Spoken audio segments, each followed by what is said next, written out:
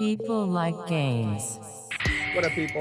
It's Solo, and welcome to the Jenga speedrun. That's fucking In a outstanding. change, I actually have an individual that this story can all point to as the definitive creator, and a relatively straightforward narrative, which will just be sort of like 50 years because the game is surprisingly not that old. So let us go to the 1970s, where a young British national woman whose name is Leslie Scott was being raised in East Africa.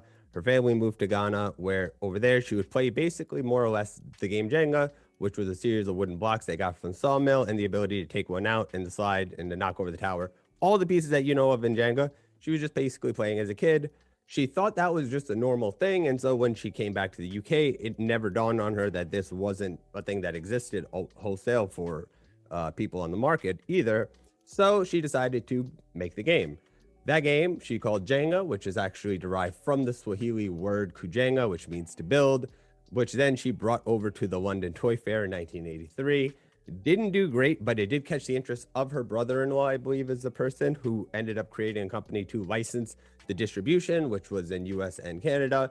Then when he brought it to Canada in the Toronto Toy Fair in 1986, Hasbro saw it, Hasbro brought it. That's how you know Jenga in the form it is today. The point being, just a few notes.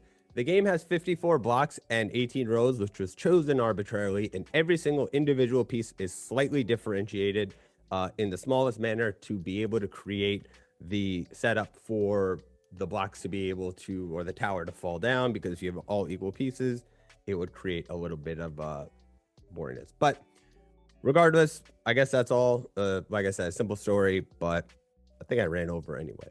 But we'll be back. Peace.